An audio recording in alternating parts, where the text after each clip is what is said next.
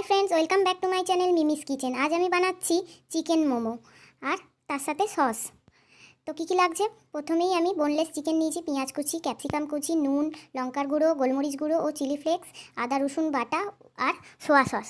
এবার আমি একটি পাত্রে চিকেনের কুচি ও পেঁয়াজ কুচি, ক্যাপসিকাম কুচি, নুন, চিনি, লঙ্কার গুঁড়ো, গোলমরিচ গুঁড়ো, সোয়া সস, আদা রসুন বাটা সব কিছু দিয়ে মিক্সড করে নিচ্ছি। পুরটা 1 ঘন্টা আমি ম্যারিনেট করতে রেখে দেবো। তারপর আমি ময়দাটা মেখে নিচ্ছি নুন আর সামান্য সাদা তেল দিয়ে, সামান্য জল দিলাম, দিয়ে ময়দা আমার মাখা রেডি। এই রকম হবে ময়দাটা। এরপর আমি লেচি কেটে নিয়েছি গোল গোল করে, তো আমি বেলে নিচ্ছি।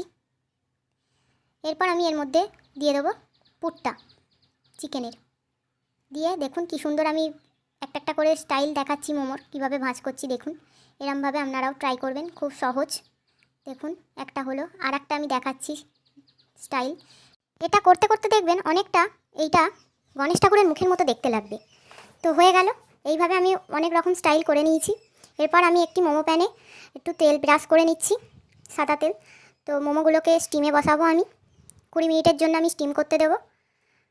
দেখুন ততক্ষণে আমি চাটনিটা বানিয়ে নিই মোমোর সাথে খাওয়ার। তো প্রথমেই আমি টমেটোটাকে পুড়িয়ে নিয়েছি, তারপর আমি মিক্সির বলে টমেটোটা আর কিছু লঙ্কা, শুকনো লঙ্কা দিয়ে দিলাম, মিক্সড হয়ে গেল। দেখুন বাটাটা বেরিয়ে গেছে।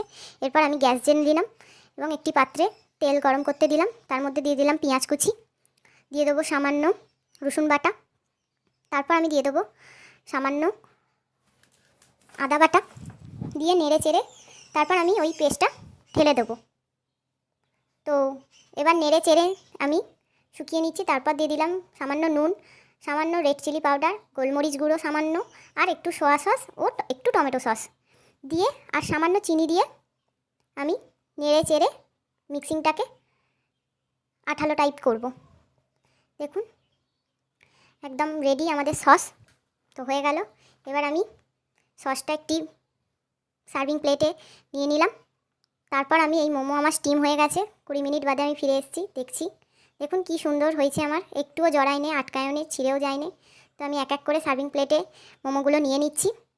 দেখুন সুন্দর খুসখুস করে উঠে গেল, কি সুন্দর। এবার একটা কেটে খেয়েও দেখলাম, ভালোই হয়েছে। টাটা বন্ধুরা।